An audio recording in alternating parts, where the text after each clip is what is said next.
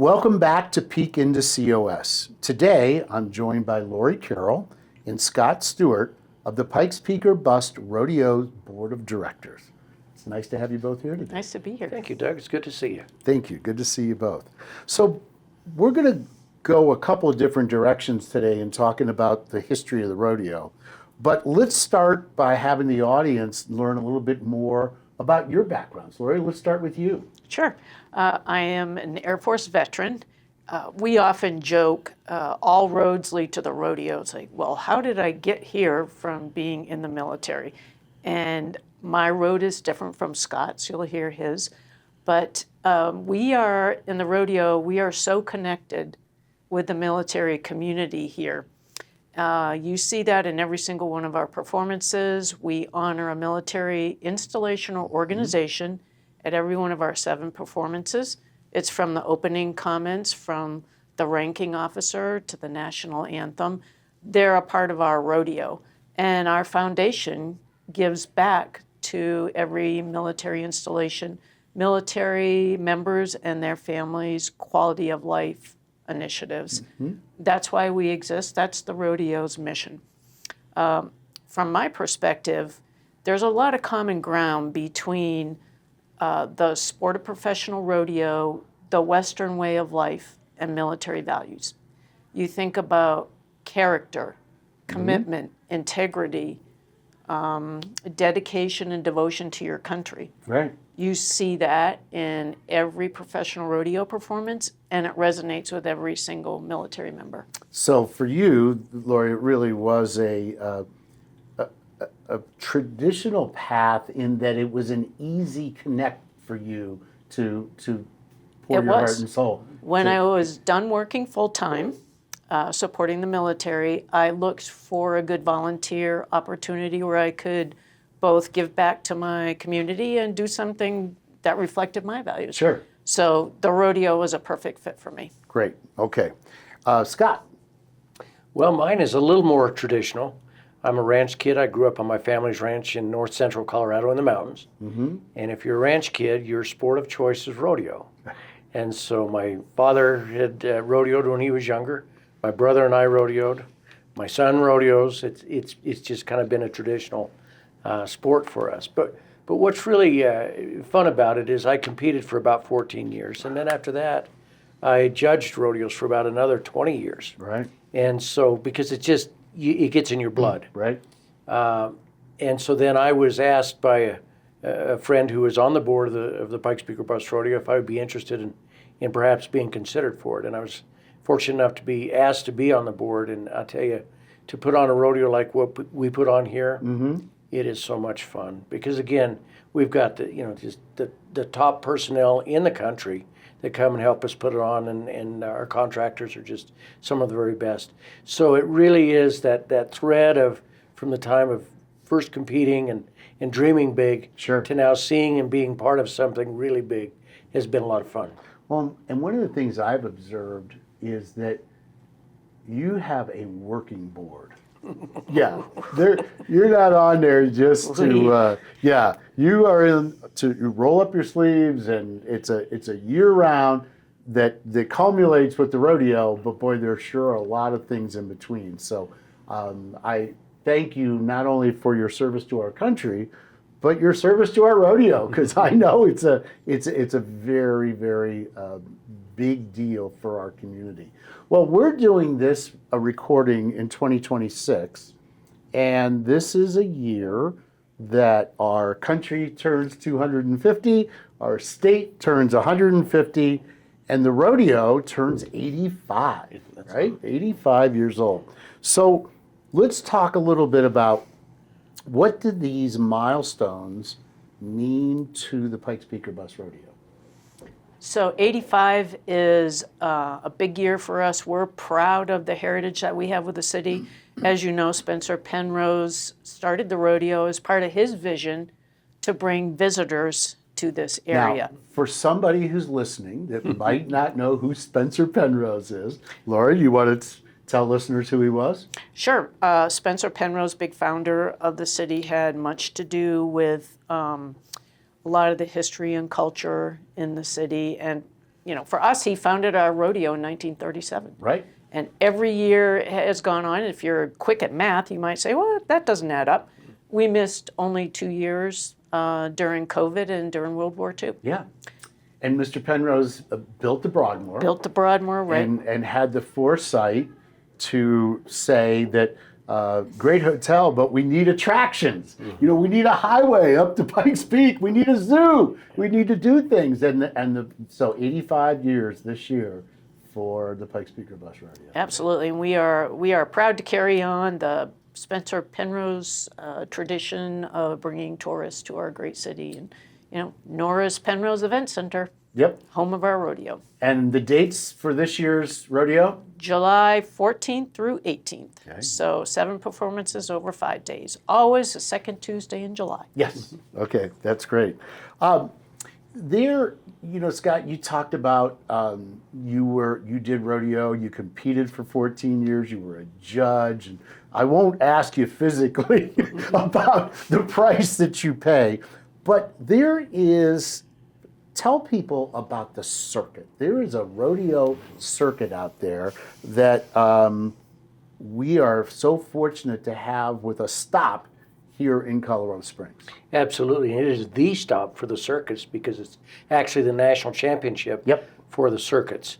Let me back up just a little bit, though, because rodeo is truly an interesting sport because it's very individualistic. In other words, an individual shows up at a rodeo and pays his own entry fees. He's paying his own gas to get to the rodeo. All these, just to win and hopefully win it big. Mm-hmm. And some do.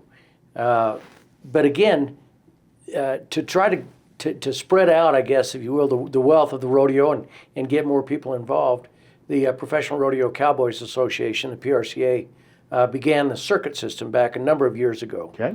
And the United States is divided into 12 circuits.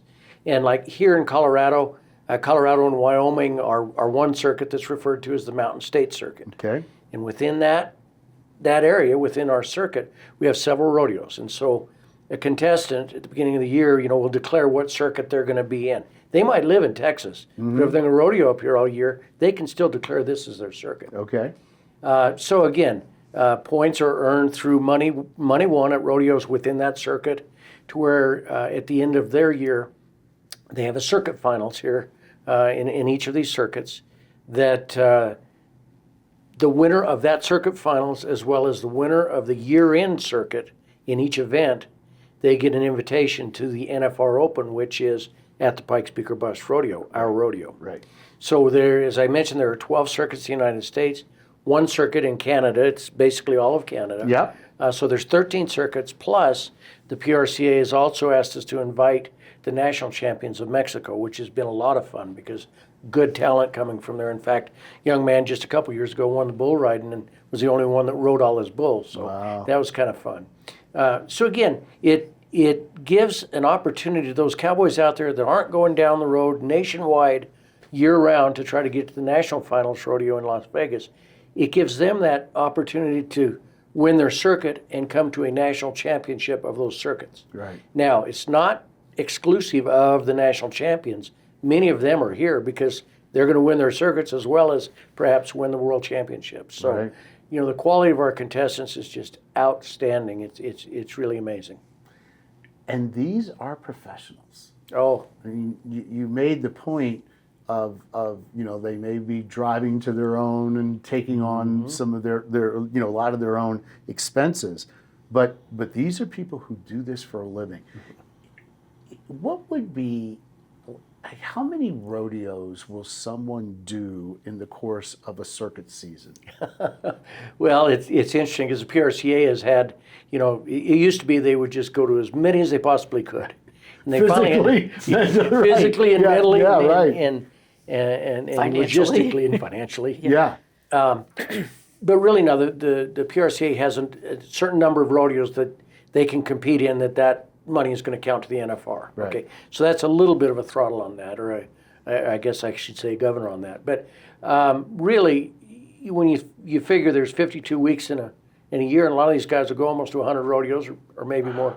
That's a lot of travel, and that's a lot of work. Here in the Mountain States circuit, I don't know that we have probably 20 to 25 rodeos that they could go to. Okay. So, it depends on where you're at. Texas has a lot of rodeos. Other parts of California has many rodeos as well. So, and they're not going to go just in the circuit, obviously. Even if they're not going for the national championship, they're going to go to other good rodeos around as well.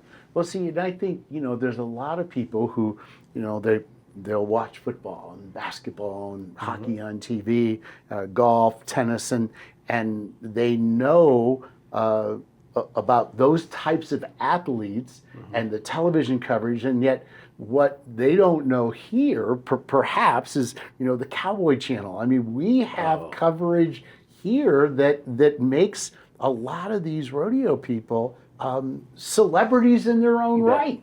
You bet. Yeah. Yeah, and again, if you don't think they're athletes, go to the Cowboy Channel, as you mentioned, Doug, which is, they're a great partner of ours, and every performance is televised here from the Pikes Peak or Bust.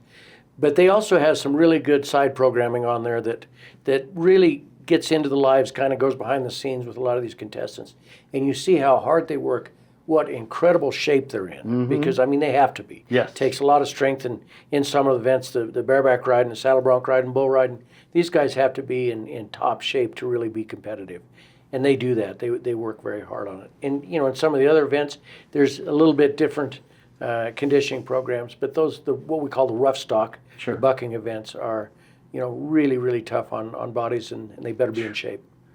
Laurie, I'm going to have you paint a picture a little bit. Let's say that we've got a listener who is maybe planning a trip to come to Colorado Springs. They may have friends here, they may not, but for purposes of what I want to have you do and paint the picture, one, how far in advance do people usually need to secure tickets?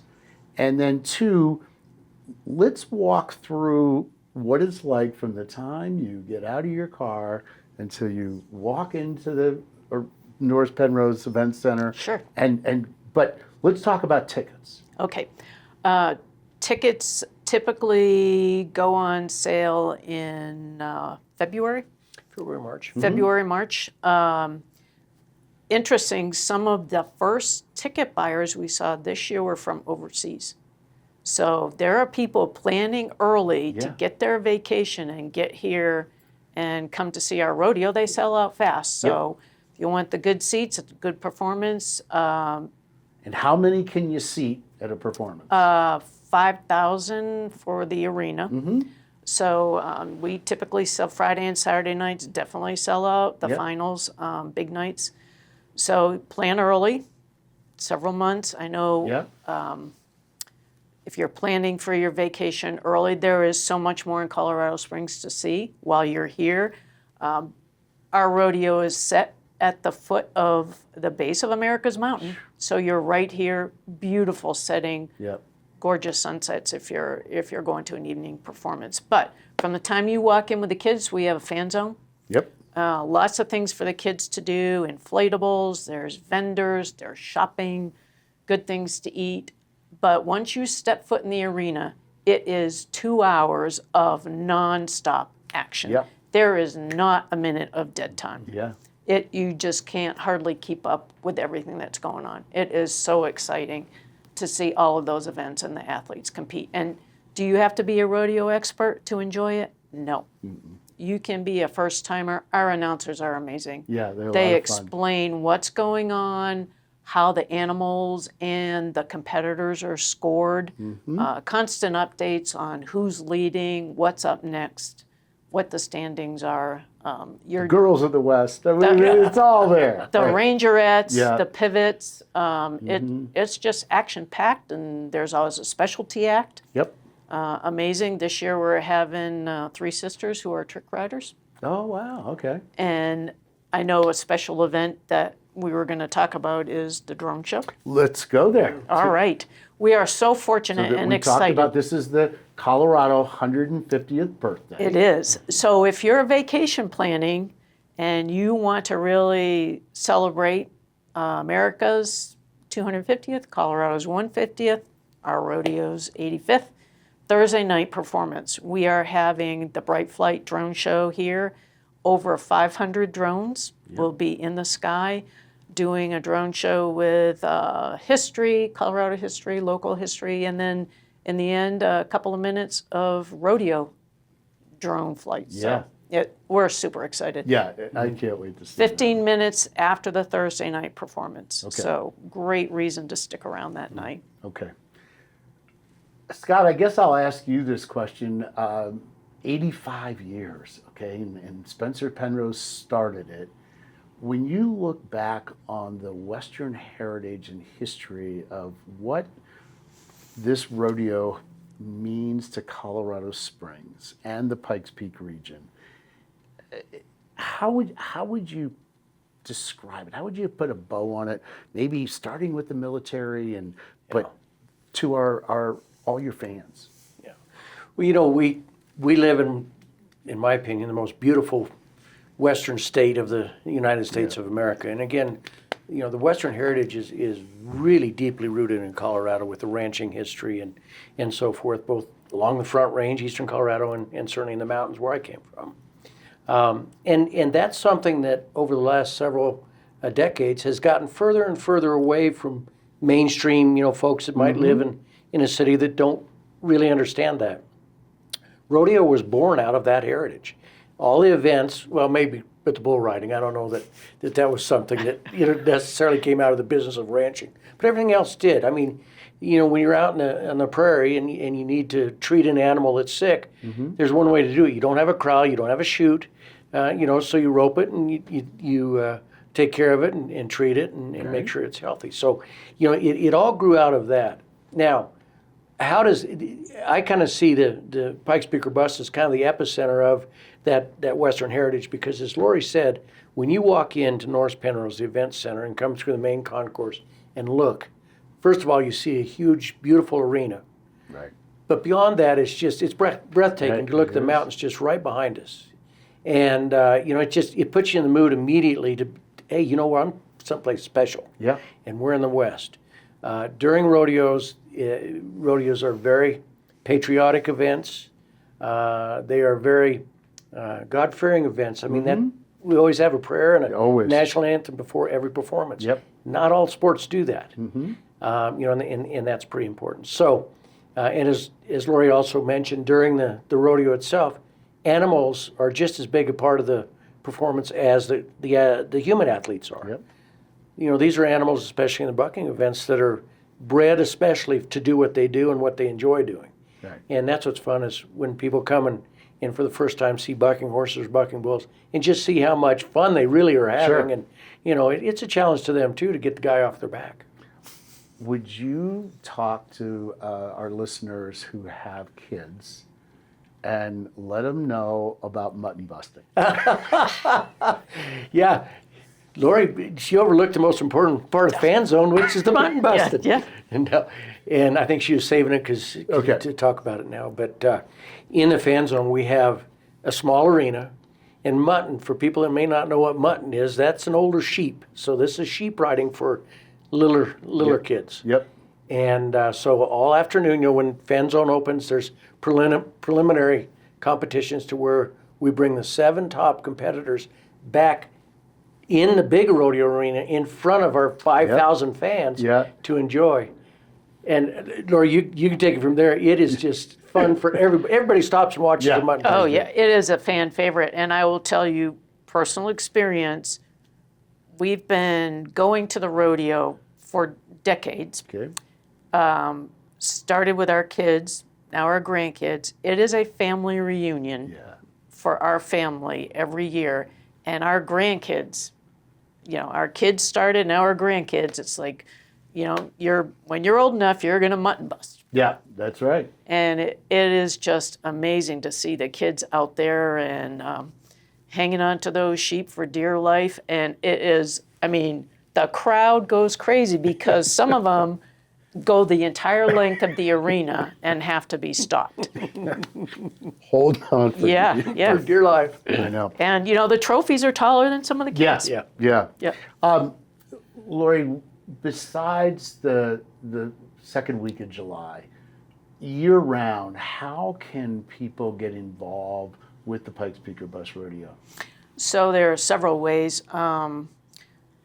Sponsorships, donations, volunteering. We have an all-volunteer board, and we have over 300 volunteers every year that put on the rodeo.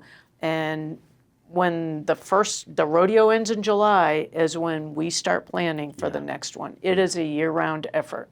We have just such an amazing group of volunteers and local military installations. Yep. We have great volunteers.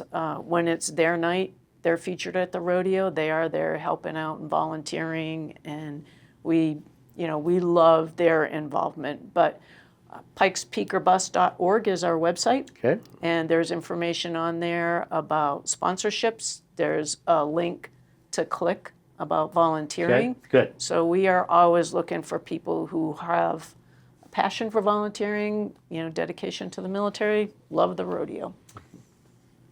Has the military from the beginning been a part of the rodeo? Yes. For 85 years. So as I said, when Spencer Penrose started in 1937, and it was in 1946, after the soldiers returned from World War II, that the focus and the purpose of the rodeo changed to that was the mission from then on, is the proceeds will go back to the local military. Got it. Okay. And we have a twofold mission, promote Western heritage and support our local military. Great. Okay. Before we wrap, I want to give a shout out to the sponsor of this particular episode, which is us. It's Visit Colorado Springs, our Wellness Pass. It's a new year, new you. The Wellness Pass features deals and discounts to various spas, massage studios, and relaxation experiences around the Pikes Peak region, so you can prioritize your wellness this year. You can find out more information at visitcos.com/wellness. Now, I think that every participant in the rodeo this year needs a wellness pass. That sounded pretty good when you say that. Yeah. I mean, it's free, and what their bodies go through, I think that everybody will. So we'll make sure that the wellness pass gets in the hands of all the families of all the people that are coming in to participate. So we like to ask. So Scott, how many years have you been here in Colorado Springs? About 24 years. And Laurie? This time, 25. 20. Okay, good. So you've got these questions we should have some fun with. Laurie, I'm going to start with you on the first question. In 3 words, how would you describe Colorado Springs?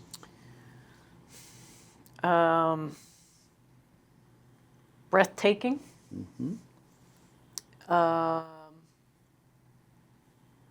Welcoming. And adventurous. Breathtaking, welcoming, adventurous. All right, Scott, you got 3 different words you can use? Wow, she took the ones I was going to use, but seriously, it's just spectacular here. I don't care how long you've lived here. You get up in the morning and that sun's hitting the top of Pikes Peak, and the new morning is coming. It takes your breath away. You got to look at Pikes Peak. I don't care where you are. Yeah. So I mean, it's just spectacular. Certainly, it's a place where it's community. I mean, that's what's so fun with the rodeo, because it brings together a lot of the communities in Colorado Springs and the surrounding area in one place. Yep. Very much a community type place. And I think the last one is opportunity. I mean, gosh, there's Colorado Springs is growing in a very healthy way in a lot of different business areas, and again, the military. To have them here is just so helpful to the community. Yeah, exactly. Okay, I'll stay with you on this second question, Scott. Let you answer this one first. What's your favorite hidden gem in the Pikes Peak region? Where do you like to go just to recharge? Wow, that is a tough one. There's a lot of places you can go. My wife is an incredible hiker. She hikes, and she's learning places that we didn't even know, before. But I have to say, one of the prettiest places, North Cheyenne Canyon, is just gorgeous. Yeah. It's just peaceful. Yeah. It's a wonderful place, and it's so close to town. Sure, exactly. Laurie, how about you? Well, the hidden gems, I think they're probably still out there hiding, and I probably haven't found them all yet. But of the ones that I've found, you know, I just love Pikes Peak. Yeah. I love hiking it. I love taking the cog railway up and having a donut at the top. Sure. And yeah, I think you can't, like Scott said, you can't be in the city and not just look at it. I mean, yesterday it had fresh snow. Yes. Sure. How gorgeous is it know. to have it right here? So it's not hidden No, by any no, means. you're right. You're right. but So I'd that's- have to that's say your it's not spot. hidden, Okay. but Yeah. I love that. And you know, if I had to be more local, then Garden of the Gods. Yeah. Okay. What is still on your bucket list that you have not done in the Pikes Peak region?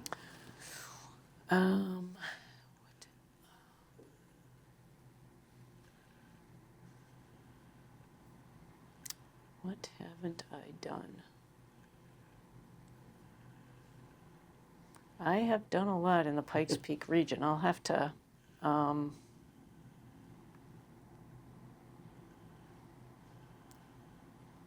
We've been working through our bucket list since we were retired. Yeah, so good. we are getting there. Have you been into the Olympic and Paralympic Museum? I have Good. several times. Okay, we good. take visitors Yeah, there. good, good. Been to the Rodeo Hall of Fame. Yeah, Obviously been to up Pikes Peak. Spent a lot of time at Norris Penrose Event Center, Garden yep. of the Gods. Oh, sure. So So you're still, all right, well, let me ask Scott. And I'll think about And then it. we'll Yeah. come back and see if you come up with one. Mine may not qualify because it's not open yet, but I can't wait for the new visitor center at the Air Force Academy. Saturday, May 16th There you go. is the day it opens to the public. It's just across I-25 from my office. I've been watching them build it. Spectacular building. I can't wait to see it. We're going to cut the ribbon on Friday the 15th with the governor and the mayor, and then Saturday the 16th it'll be open to the public. And, Fantastic. yeah, I think you're going to love it. Yeah. And it is a tribute to the Air Force, as you can probably imagine, a kind of a day in the life, a salute to the history of the academy, and yet we know visitors will come in there to get all kinds of information on our region and our state and everything else. But I'm glad you mentioned yeah, the that's a Air good one. Force We're, Academy. I'm going. The Military Affairs Council is doing a sneak preview Good. of the opening, so I'm going to that. I'm excited. That was my last full-time job before I retired for the last time. I was at the Air Force Academy Okay. as their director of personnel there. So Awesome. What a job that had to be. that was fun. Yeah, yeah. Well, let's, I'm going to ask either one of you to put a bow on this and make sure, let's give all the places that people can find out information about the rodeo. Okay, best place is our website, pikespeakerbus.org. It has information on the performances, how to get a ticket, how to volunteer.